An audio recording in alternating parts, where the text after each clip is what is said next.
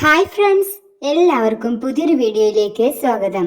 Republic ദിനത്തോടനുബന്ധിച്ച് എളുപ്പത്തിൽ തയ്യാറാക്കാവുന്ന പോസ്റ്ററുകളും അതുപോലെ സ്വാതന്ത്ര്യ സമര നേതാക്കന്മാരുടെ മഹത് വാചകങ്ങളുമാണ് ഈ വീഡിയോയിൽ ഉൾപ്പെടുത്തിയിട്ടുള്ളത്.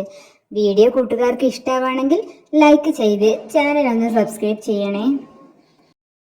റിപ്പബ്ലിക് ദിന പോസ്റ്ററുകൾ.